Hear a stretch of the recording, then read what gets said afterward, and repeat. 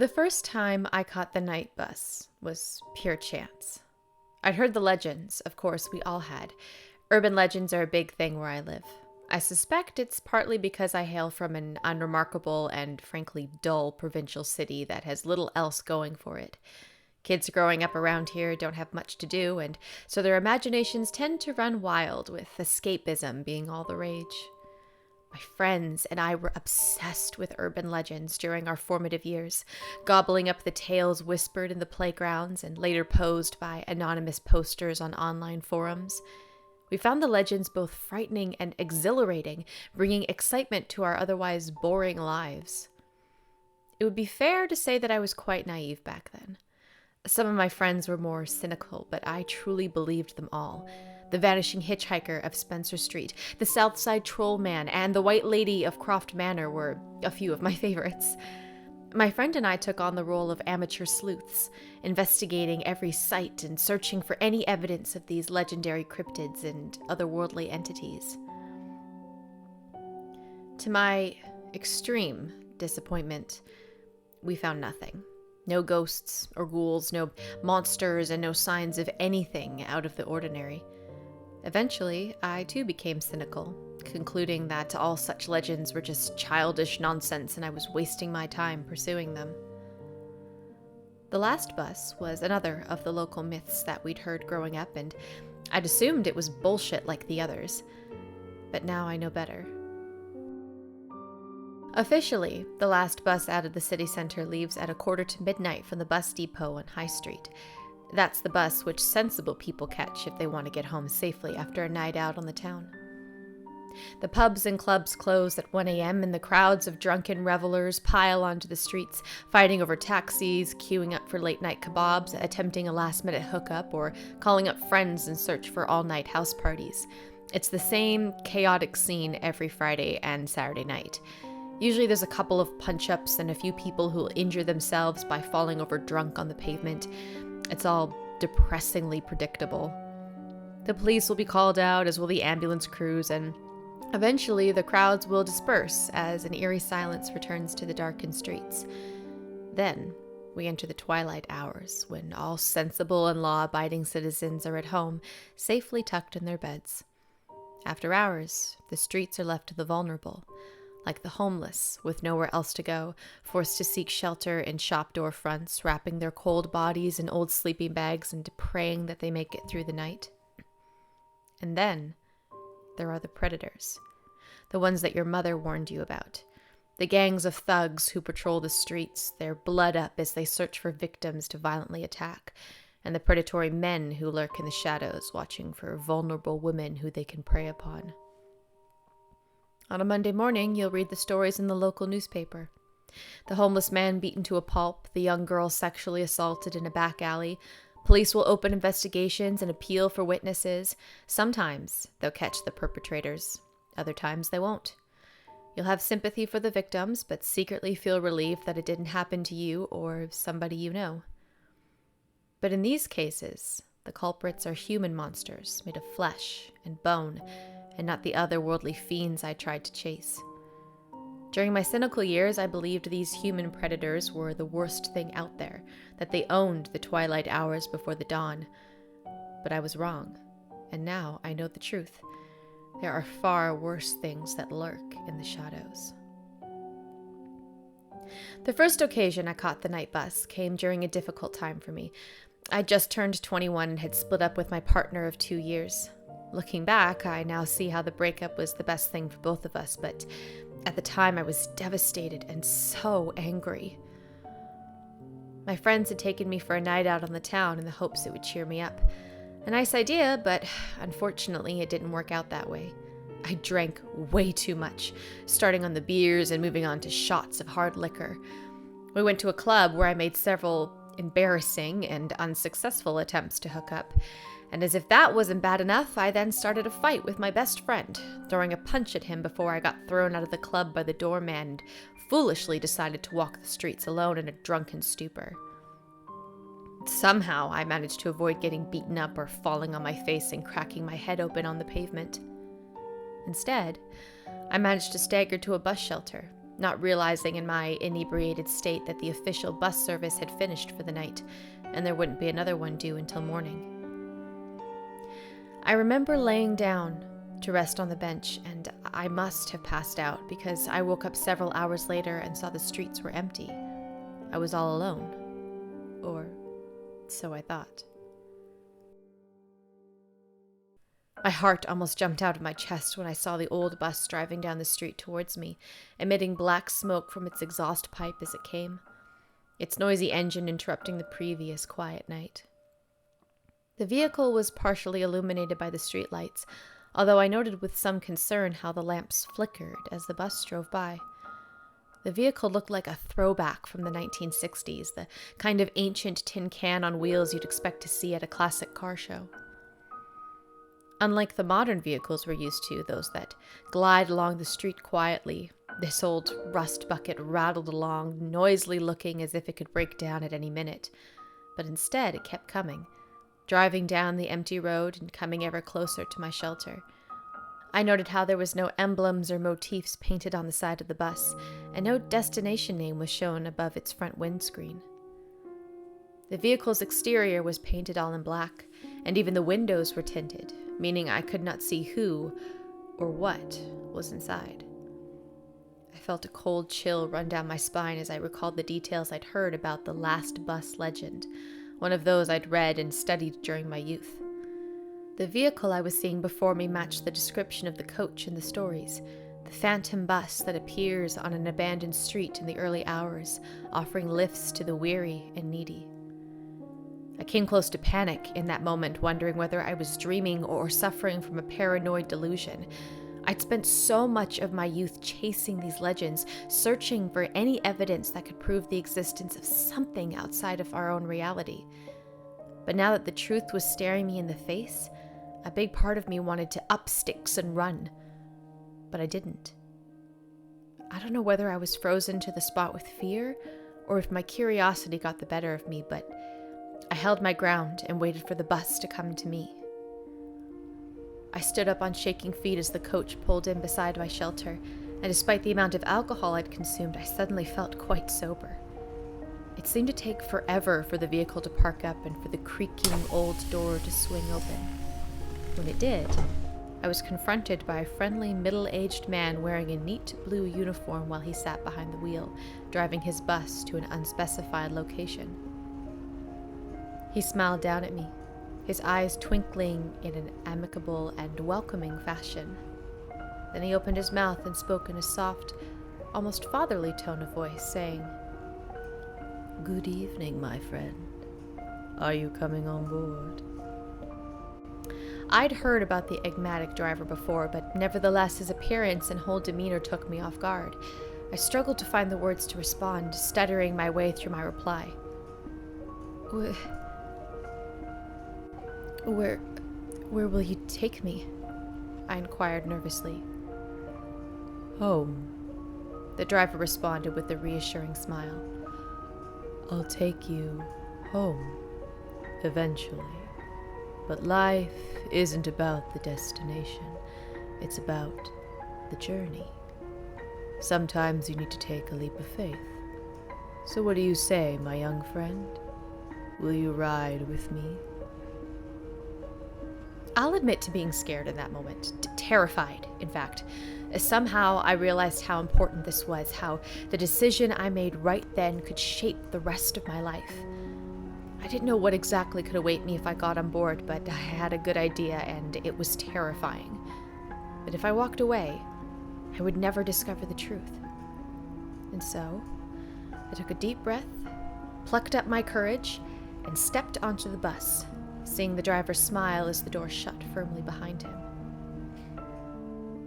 When I saw the bus driver up close, I sensed something sinister about him and instantly started regretting my decision, but by then, it was too late. That was the first time I rode the night bus. Over the years, I've been on it 3 times in total, living to tell my tale on each occasion.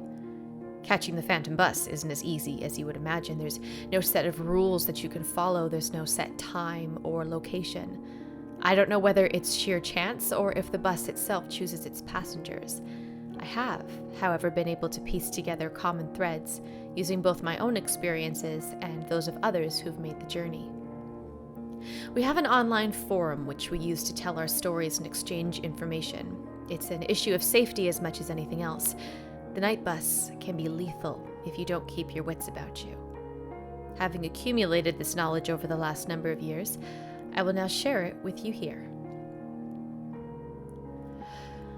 Once you step onto the bus, you'll see rows of hard back seats stretching back to the rear of the vehicle's interior. There's nothing unusual about this, at least not at first glance. You'll see other passengers too, but you mustn't engage them at this point, and don't look them in the eye. Take a seat on an empty bench somewhere towards the front of the bus. It doesn't really matter where exactly, they will come to you in their own time. The journey itself can last for hours, or at least that's what it will seem like when you're on board. You can see out the windows from the inside and look upon the scenery, such as it is. Initially, you will see familiar sights, the city center streets, buildings, and businesses that you'll recognize. Nevertheless, you'll soon realize that something isn't quite right with the scene. The streets will be totally abandoned, with no traffic or pedestrians anywhere to be seen. There won't be any businesses open or lights emanating from anywhere along the road.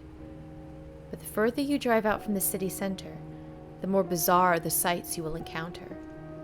Soon, the tidy streets and well-maintained buildings will give way to urban decay, crumbling structures and ruins like those of a lost city forgotten in time. Eventually, the bus will leave the city behind and enter what appears to be a dense forest. The narrow road you will follow will be shrouded in darkness, with the only illumination coming from the vehicle's bright headlights. If you glance into the woods on either side of the road, you will occasionally catch a glimpse of shadows moving behind the tree line. Strange figures and unidentified animals with glowing red eyes glaring through the darkness. You'll see these unnerving creatures for only the briefest of seconds as the bus drives through, and then they'll be gone.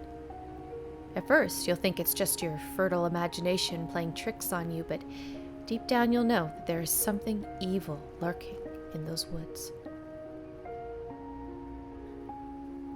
By this point in the journey, it should become clear that you are no longer in the realm of the living.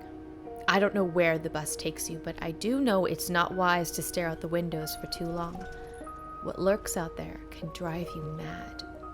And besides, your focus should be on those inside the bus, as they pose the most immediate threat. My fellow online sleuths and I think the passengers are lost souls. It seems certain that they are no longer part of the world of the living. There's something lacking in them, an important piece that is missing. Once you talk to them, and they will engage with you whether you want them to or not, you'll see the sadness in their empty, dead eyes. They want to latch onto you because you have what they want: life. That's why it's so important that you follow the rules. Don't let them get inside your head, whatever you do. There are 6 entities you're likely to encounter once you set foot upon the bus, all of whom have their own unique traits and tricks which they'll attempt to use against you. Based on the shared experiences of our forum members, I've pieced together a description of each one of these otherworldly entities. Firstly, there's the driver, whose physical description I've already covered. The driver's first job is to get you on board. That's why he'll appear so friendly and welcoming, enticing you to take a ride on his bus. However, once the door shuts behind you when the bus starts moving, you'll see the driver's smile falter ever so slightly as he breaks eye contact and focuses on the road. Despite this, the driver is a benign figure who plays a small but important role in the events which follow. His job from this point onward is simply to drive, and he does keep his promise to you. He will bring you home eventually, assuming you don't fall foul to any of the spirits during the drive. Like I said, the journey will seem to last for hours, but when he drops you off on your home street, back in our realm, no time will have passed whatsoever. He lets you off, smiling once again and saying, "Have a nice evening. Hope to see you again soon." and you'll be left standing on the pavement outside your house, bewildered and still in a state of shocked disbelief as you watch the phantom bus drive down the road before it inexplicably vanishes at the end of the street.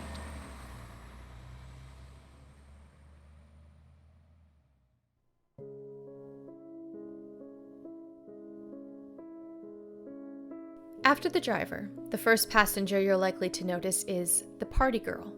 This is an attractive young woman who appears to be in her early to mid-20s. Her physical appearance will change on each occasion. Sometimes her hair will be brunette, other times blonde. Likewise, her skin complexion can either be pale or dark, depending upon the beholder. What's consistent is how she's made up and dressed, donning a cocktail dress and high heels and carrying a designer handbag. Her fragrance is sweet and enticing, but you may also smell a hint of alcohol in her breath. You'll note how her mascara has run, indicating that she's been crying. Nevertheless, there's something in her deep and expressive eyes which will draw you in, an inner beauty and vulnerability that plays on your emotions. It's worth noting that you will be attracted to the young woman in spite of your gender or usual sexual preference. You'll be unable to take your eyes off her, and will feel compelled to take a seat close to her. The party girl will engage with you during the early stages of the journey, distracting you from the bizarre sights outside the bus windows.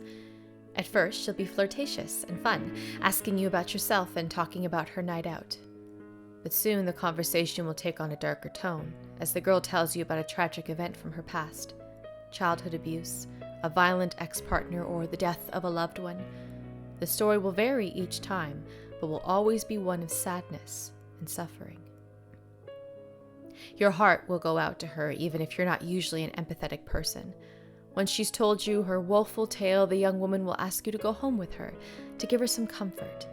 You'll be tempted, but under no circumstances should you agree to go with her. It's critical that you remember what she is and what she really wants from you. My advice is to politely decline her offer without causing her undue suffering. The party girl may be a lost soul, but by all accounts, she still feels human emotion. She won't be angry when you reject her, but instead will sob softly into her hands. You'll feel guilty, but you must move on and switch seats, leaving the poor girl to her misery. The next passenger you'll encounter sits a couple of rows behind the party girl. We call her the OAP, or the pensioner. She's an elderly woman, probably in her 80s, her white hair in curls, wearing a shawl and a heavy winter coat, and with a shopping cart on wheels parked underneath her seat. Her face is wrinkled, and the perfume she wears is quite overbearing, but the OAP has kind eyes and a sweet, motherly smile. She'll remind you of an elderly relative, like a grandmother or a great aunt, and you will feel an affection towards her. A woman of her age and appearance is the last person you'd expect to find riding a night bus during the early hours of the morning, and yet here she is, another lost soul trapped on a journey that never ends. The OAP will speak with you in a kindly, wholesome fashion, asking about your life and your family while also entertaining you with anecdotes from her long and interesting life. You truly will feel at ease talking to her, but you mustn't forget what she really is. The conversation will end with the woman asking you to accompany her home to help her with her shopping or something like that. She'll offer to prepare you something to eat, your favorite meal or snack, whatever that might be, and she'll offer to put you up for the night. Again, you'll be tempted, but you must say no. On this occasion, it doesn't matter how politely you refuse her offer. Whatever you say or do, she will react with absolute fury, screaming every obscenity under the sun as her face screws up with anger. It's the last thing you would expect from a seemingly sweet old lady, but this is what will happen. As soon as she launches into her hateful tirade, you should leave your seat and move further down the bus, and you would be wise not to engage with her again for the rest of the journey. The next passenger you'll meet is a scruffy middle-aged man known as the drunkard. He sits close to the back of the bus and is perhaps the type you would expect to meet on a late-night service. I wouldn't recommend sitting too close to the drunkard, if only because he smells pretty bad, his breath stinking of alcohol and cigarettes. You'll note how his old clothes are soiled and torn and his unkempt beard will be badly matted. You probably won't wish to engage with him, but the drunkard will begin a conversation with you regardless, and against your better judgment, you'll get drawn in. The drunkard will turn out to be surprisingly intelligent and insightful, seeking to educate you on such matters as religion, philosophy, and scientific theory. He'll tell you the story in the form of a parable or a fable, one with a dark twist to it. When I first met the drunk, he recounted to me the tale of the frog and the scorpion, one that demonstrates the cruel and destructive nature of life. Next, he'll remove a silver hip flask from his inside jacket pocket and offer you a drink. Regardless of your alcoholic preferences, you'll be tempted to take a sip. The drink will smell so sweet and inviting, but of course, you must refuse him. After you turn down the drink, the drunkard will shoot you an angry look before shaking his head and saying, "You're a damn fool, stupid little child. You have no idea what you're dealing with." This is your cue to move on. Now you'll notice how the first 3 passengers are trying to draw you in, using whatever charms or supernatural powers they have at their disposal. Their ultimate goal is to trick you into leaving the bus. Needless to say, you must not do this. Not if you want to make it home. Nobody knows what exactly happens to those who fall into one of their traps. We do know that several members of our forum have vanished without a trace over the years, and my city has a long history of unexplained disappearances. The 4th passenger is different from the rest. He's a young male who sits on the back row whilst listening to headphones linked up to an 80s-style Walkman. We call him Headphones Guy, and it seems all he does is listen to music, his eyes closed as he taps his foot to the beat. The Headphones Guy will not attempt to engage with you or even acknowledge your presence. That's not to say he isn't dangerous, however. There was a member of our group who had a run-in with the guy. To be fair, it wasn't unprovoked. Feeling bold, my friend got up in the passenger's face, waving his hands and clicking his fingers in an attempt to gain the spirit's attention. When this failed, he foolishly grabbed the guy's headphones, physically pulling them off his head. Predictably, Headphones Guy didn't react well to this violation. In an instant, he jumped up from his chair, lashing out with his fist and knocking his assailant down with one punch. My friend remembers a sharp, intense pain in the back of his head before he blacked out. The next thing he remembers is waking up in his own bed the next morning with a broken nose and a nasty gash on the back of his head. He also found a note in his jeans pocket, crudely written on the back of an old bus ticket in what looked like dried blood, and it read, "Do that again, and I'll rip your head off." Unsurprisingly, my friend never rode the night bus again. I don't know what the Headphones Guy's deal is, but my advice is to leave him well enough alone. So, at this point, you're probably wondering why one would want to catch the night bus at all, given how you'll be transported to a terrifying alternative reality and encounter otherworldly spirits who wish to trap you there. Well, the short answer is that no sane person would, bar a handful of crazed urban adventurers and amateur paranormal investigators, such as myself.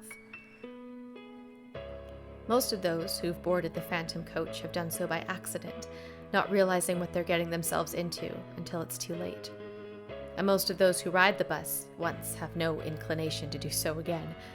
But those of us who do seek out the Phantom coach for a second, third, or, in my case, 4th occasion, well, we have our reasons. One reason above all others, in fact, we want to see the Harbinger and ask him our one permitted question. I'll regret my first ride on the bus for the rest of my days. Although I was drunk, I had enough wits about me to see off the various tricks used by the ghouls, but I wasn't prepared for him. The Harbinger is the only passenger who isn't already riding on the bus when you first get on. He comes later, after you've negotiated your way through the ghostly entities and you think the worst is behind you. The first thing you'll notice is the burning cross mounted on top of darkened hillside, overlooking the road on the left-hand side. I remember the first time I saw that foreboding symbol and the immense fear I felt as I knew something bad was coming. A moment after I spotted the cross, I was shocked to see the bus was slowing down, pulling over to the side of the road and parking up in a lay-by. Next, the driver operated the swing door at the front of the bus, opening it to whatever lay on the other side. The terror almost overwhelmed me as I thought of the horrors that lurked within the Shadowlands, of the creatures and demons hiding in the haunted woods and hillsides. I recall looking to the other passengers, somehow hoping these devious spirits would offer me some protection from whatever was coming, but instead their heads were down, as they all maintained a solemn silence. Realizing I was on my own, I glanced out the window to witness a sight which chilled me to my very bones. There was a small covered shelter by the roadside, almost covered by overgrown vegetation and only just visible in the dim light. And within this seemingly abandoned bus shelter stood a tall, hooded figure, a sinister individual with his face covered and his considerable frame hidden underneath a long and dark robe. The mystery man remained still and silent, although I soon spotted the animal by his side, a large black dog that snarled aggressively through a snout filled with razor-sharp teeth as he glared at me with hunger and predatory eyes, only a thin glass pane separating me from him. I imagined the hound breaking loose, ascending the steps and charging down the aisle before burying its razor-sharp fangs into my soft flesh. Thankfully, the dog's master retained control of the beast, although I was far from out of danger. I also noticed how hot and stifling it suddenly became. An almost unbearable wave of heat hit me. Meanwhile, the bus remained parked for what seemed like an eternity, its door ajar as the driver waited to see whether his passenger would get on. Now, I've since learned that the hooded figure we call the Harbinger will do one of two things at this point. Either he will remain rooted to the spot until eventually the driver will say something like, "Well, not tonight then," before he closes the door and drives on. From what I've been able to gather from both my own experiences and those of my contemporaries, this is what happens most of the time. 2 times out of 3, the Harbinger won't step out from the bus shelter, and that will be the end of it. But sometimes he will step forward, marching through the mud in his heavy boots while dragging his hellhound along on a leash. He'll come on board the bus, prompting the driver to say, "Good evening, sir. I trust you'll have a pleasant journey." The Harbinger will not answer, instead gliding down the aisle with his faithful mutt following behind him. He'll take a seat near the front of the bus, pull down his hood to reveal what lies underneath. To this day, I can't fully explain what I saw in that terrifying moment. It seemed like there was only a dark void where his face should be, with 2 burning orbs instead of eyes. He had no mouth that I could see, and so by rights he shouldn't have been able to speak. And yet he did, calling out to me in a booming, godlike voice which echoed through the hollow interior of the bus. "Come to me, mortal child," he ordered. "Come sit with me, so we may speak." As you can imagine, I was utterly terrified in this moment, so much so that I thought I might pass out. But for some reason I can't explain, I obeyed the Harbinger's orders, feeling like I physically could not resist him, as if my legs were no longer under my control. I remember looking to the other passengers as I walked down the aisle, hoping that one of them could help me, but each of the 4 kept their heads down as they muttered in unison, reciting a prayer in a language I could not understand. It became obvious that the Harbinger held powers over these lost souls, and they were all trapped under his spell. Perhaps they were once like us, falling victim to the phantom bus and the Harbinger's godlike powers. In any event, they offered me no assistance in this fateful moment, and I soon realized I was completely at the Harbinger's mercy. I involuntarily took a seat in the row directly behind the Harbinger. His head turned in an unnatural way to face me, as his dog snarled aggressively in my direction, but thankfully resisted the urge to bite me in the leg. I can't really describe how the Harbinger smelt, other than to say he stank of death. The fiery orbs he had instead of eyes stared right at me, and I couldn't look away no matter how much I tried.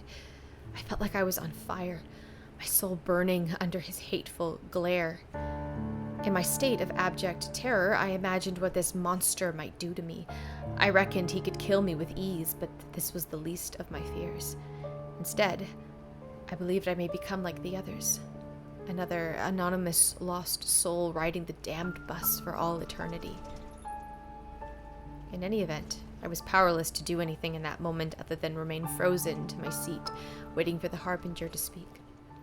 Despite his absence of eyes, somehow I could tell he was looking down on me, that he considered me with total contempt, like I was something he'd stepped in. To this day, I don't know whether he was speaking out loud, or if his booming voice was only in my head. Either way, I found myself totally transfixed as he spoke his words.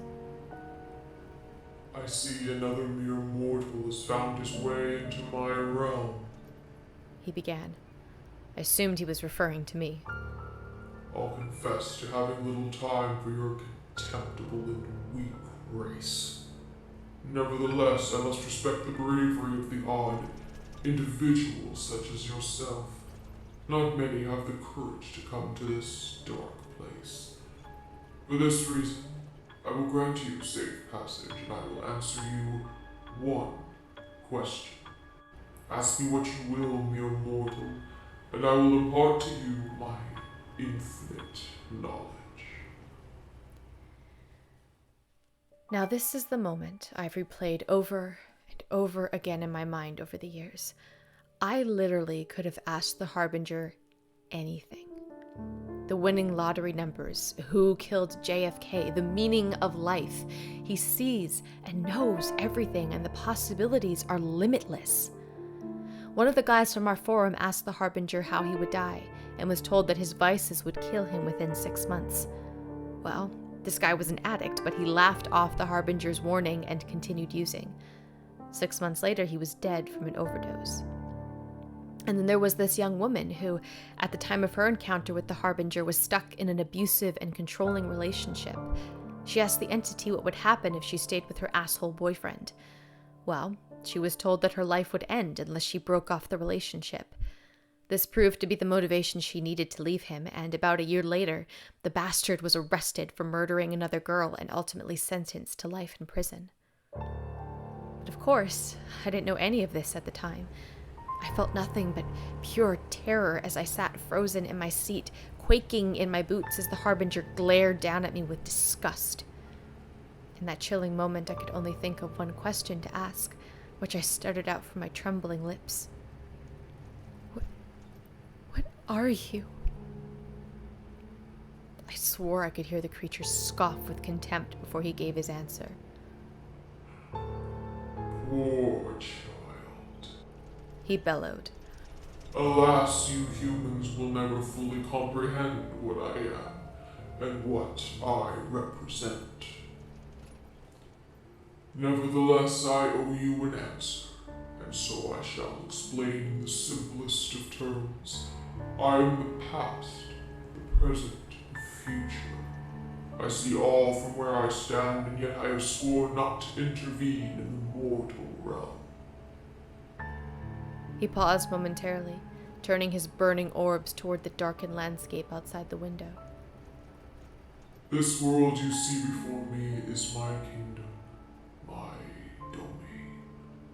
I offer sanctity to those who have nowhere else to go, giving a home to those lost souls trapped between the mortal and eternal realms. Perhaps you will come here one day and become a permanent resident of my dark realm. Or perhaps not. You could have inquired after your ultimate fate, of course, but you chose not to. But I have answered your one permitted question and fulfilled my obligation. And now, my child, I will bid you farewell. With that, he rose from his chair and summoned his hound, gliding down the aisle as he made for the exit. I was flabbergasted and in a state of shock. I still had so many questions to ask, and I opened my mouth without thinking. "Wait!" I called after him, instantly regretting my decision to speak. The harbinger turned sharply, his orb-like eyes burning ever fiercer, his hound growling as it bared its sharp teeth, pulling on its lead as it tried to get to me. When the Harbinger spoke again, his tone became angry and threatening. Heed my warning, you damn fool. I have tolerated your presence in my realm thus far, but do not test my patience. I can inflict pain upon you which goes beyond your worst nightmares, and I will not hesitate to do so if you break my rules again. I felt all the blood drain from my face, and my whole body shook uncontrollably as sheer terror overcame me. Needless to say, I did not utter another word. Instead, I watched on in shocked awe as the Harbinger glided down the aisle, dragging his snarling hellhound with him. The driver brought the bus to a slow halt to allow the godlike creature to disembark. I began to feel pangs of relief as I thought my ordeal was nearly over, but there was one last twist to his macabre episode. As the Harbinger stepped off the coach, my fellow passengers suddenly shot up from their seats, all simultaneously turning in my direction. To my horror, I saw how their eyes had turned to jet black, and their mouths were opened wide, revealing gaping black holes. It seemed like they were all trying to scream, and yet no sound was emitted. And then I saw what was lurking in the darkened woods on either side of the road. Hundreds of fiery red eyes emerging from the tree line belonging to unholy beasts that howled like wolves in the night, everyone focused upon our bus. I screamed out in terror, fearing that the Harbinger had changed his mind and was summoning his hellish minions to tear me to pieces. The howling rapidly increased in volume, becoming so loud that I was near deafened. What happened next remains something of a blur in my memory. I recall the horrific din and the pressure built up inside my head until I thought my skull would explode. Suddenly there was a blinding flash of light, forcing me to hide my eyes underneath my hands. A moment later, I opened my eyes again, only to discover that the beasts had vanished, as had my ghoulish fellow passengers. I was on my own, inside the bus. Just me and the driver, as we continued down that lonely stretch of road. I have very little recollection of the rest of the journey. I don't think it was much longer before I left the dark realm and returned to the city streets I knew and recognized. When we arrived on my home street, I could not believe it, thinking that this was another trick. I sat still in my seat for some time, and eventually I needed to be prompted by the driver, who called out to me saying, "Your stop, my friend. Come on now, please, I can't wait here all night."